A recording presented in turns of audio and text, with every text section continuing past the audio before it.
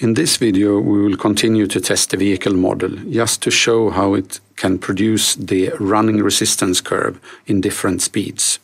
And this also demonstrates some of the functions in Simulink. So to do that, we don't want to input a constant speed, but instead we want the speed to change during the simulation from 0 to 200 km per hour.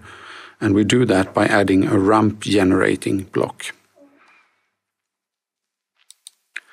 Drag and drop it from sources, where we can find the ramp generator, which we add in parallel to our vehicle speed. And if we want to be able to use the model again, we can also add a manual switch, so we can switch between a fixed speed and a ramp. And we find that under signal routing, manual switch. And we reconnect the constant to the switch and our ramp generator to the switch, and then connect the output to our vehicle model. Now we can easily switch before we simulate by double-clicking on the manual switch. We can either select the constant speed or our ramp generator. And then we need to set the ramp so that we change the speed from 0 to 200 km per hour in the 10 seconds our simulation runs. We do that by double-clicking, and in the dialog box we can see that the initial output is 0, which is correct. We want the ramp to start directly at 0 seconds, and then we want it to reach 200 km per hour, which is 200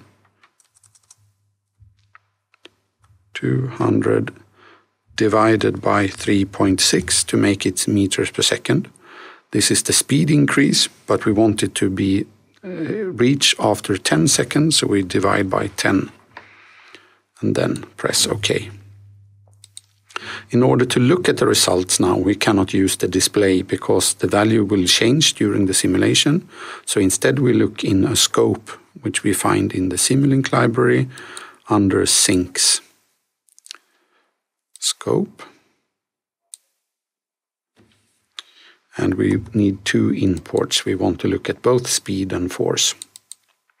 And we need to change the setting of the scope because we want to look at two curves, layout, and we select that we want two curves.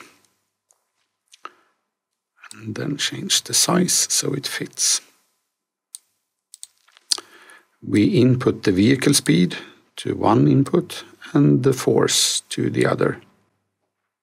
Before running the simulation, we should change the acceleration to 0 and the road angle to 0 to get the running resistance on a flat road in constant speed.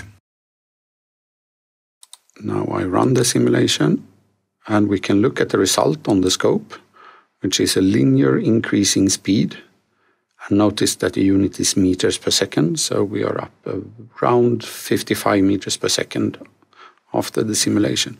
And we can see that the force starts at a non-zero value, which is the rolling resistance, and then increase with the square of the speed, which is the aerodynamic resistance.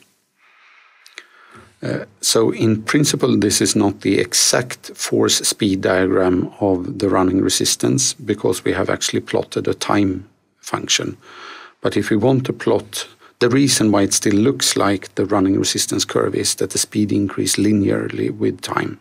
If we want to look at the real force speed plot, we can do that in what's called an XY graph, which we can get from our Simulink library in Sinks. We can add an XY graph where we input to the first input, we input the vehicle speed, and to the second input, we input the force. And we have to set the axis on this one. So we want to go from 0 speed to 200 kilometers per hour, but we divide by 3.6 to get it in meters per second. And the force, we don't need any negative force, and the maximum force will be in the order of 2,000 Newton. Apply. and then we run the simulation model again. And when I run the simulation model, the XY graph shows up. And here we can see the real running resistance curve with vehicle speed on the x-axis in meters per second and required newtons to run the vehicle in constant speed on a flat road between about 150 newtons up to 1,500. So this just demonstrates that the vehicle model also works in dynamic situations and can be used to plot the running resistance function of this vehicle. Thank you for watching.